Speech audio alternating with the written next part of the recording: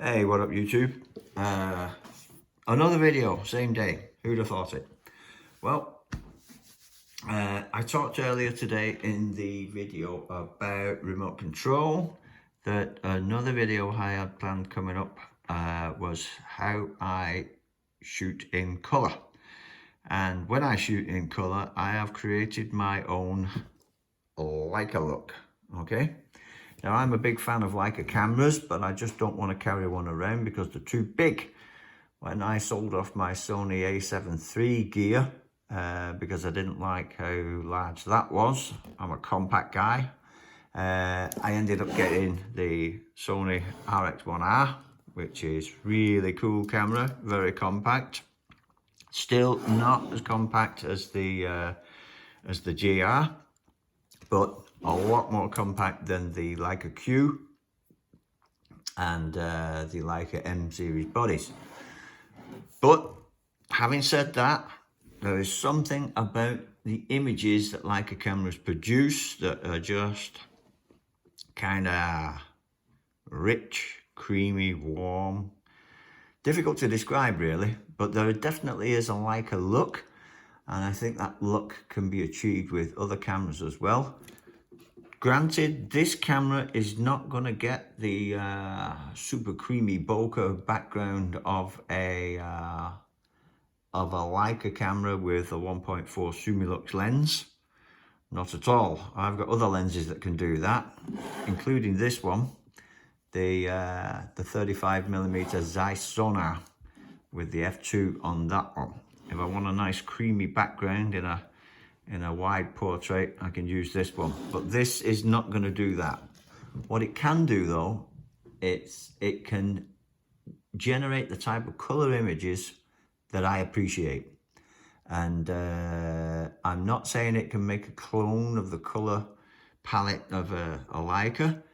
I'm just saying that of the Leica images that I've seen, that I really appreciate, that I've bought, that are in books that I own, some of the images that I really like, and some of them that I've seen online from people like Thorsten Overgaard, the Danish Leica photographer. They have a certain quality to them. If you forget about the shallow depth of field and the bokeh for a minute and concentrate on the image quality as far as color and exposure goes, then I've noticed certain traits in some of my favorites. And so some of those traits are, they tend to be underexposed. If you go to a photography course or class or school, then you're going to be taught how to get perfect bright exposures and don't blow out the highlights. But when you start getting creative with your camera and you start breaking the rules, then some of the most beautiful images I've seen have been quite dark. And some of the most beautiful Leica images I've seen have been quite dark. So let's have a look at what I've done with my Ricoh GR here. This is the GR3x, and I've darkened the screen a little bit so you can see the text better. Just like with raw development, you can play around with your image settings and you can customize the built-in image settings. We looked at that in a previous video that was titled Raw Development. But if you go in here in your image control, you'll notice that mine is fixed at custom 1. That's the wrench down there. Now custom 1 is one that I've made up, and it's based on one of the others.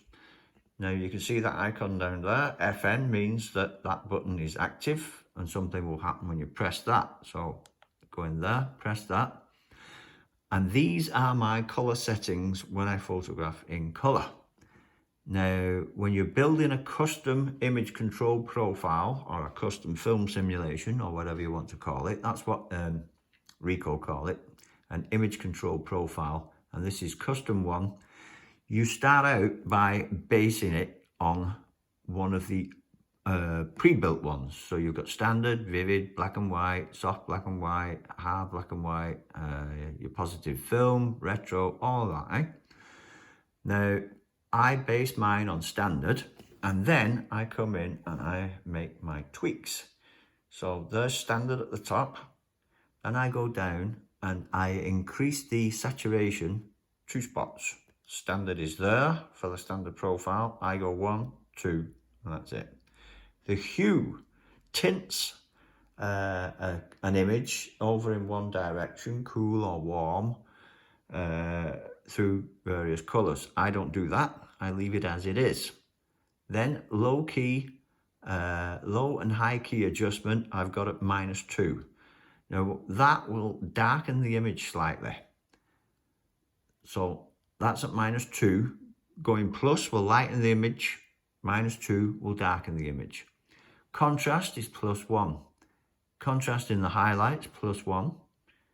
Contrast in the shadows, +1. Sharpness. This is also like adding a little bit of contrast. That is also +1. Now this one here, shading, this is also vignetting control. Now that's at -1. If you go up the scale towards the plus symbol, you will lighten the edges of the image, or if you really go overboard, you will create a white vignetting. Now I want a little bit of natural vignetting, so mine is set at -1, so that's 1 step down towards the minus scale. Here you've got clarity. Now clarity is mid-range contrast in the midtones. So clarity +2, that adds a little bit more contrast there, and that's it. Those are my settings, and that's how I shoot. Now what I also do, now I'm going to leave that now, I'm going to press OK and get out of that. Now I'm back in the mid. Now I'm going to brighten this thing up again. Take a shot at this camera.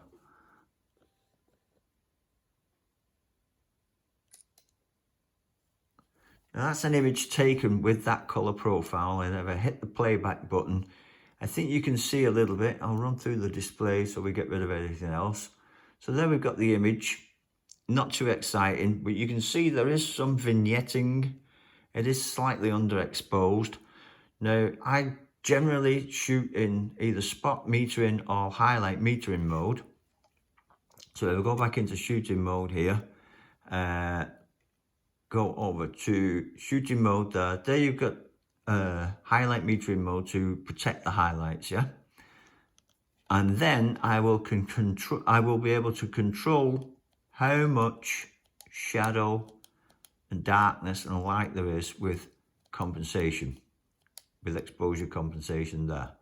Now I'm going to finish this video off, the last couple of minutes. I'm going to show you several images I took in different situations, dark indoors, in bright sunlight, in high contrast situations. I'm going to show you what these images look like with this color profile from a recent trip I was on to the beautiful old city of Stockholm. I was in the old part of the city, and I was using this Leica Look profile. And none of them are particularly close-up shots with shallow depth of field, things like that. A couple of them might be. But I just wanted you to see what this colour profile looks like in various situations. And I really like using it. And I think you should try experimenting with it yourself. You might not think it looks like a Leica shot, but I do. And just remember, it's all subjective. What you like might be totally different from what I like. So here are some images. Enjoy, and get experimenting with the camera, because it is just so flexible. Great camera. Oh, by the way, the GC12 case has arrived in my country, at least, and I put an order in for that today. And hopefully I will have it by tomorrow. You know, I have the GC10 leather pouch for the GR3, and this was such a tight squeeze trying to get this in there. that I didn't want to risk breaking something. But the GC12 case, which is specifically for the GR3X, has now been released, and I will show that to you in another video. So peace out, take care, enjoy the shots coming up. Bye.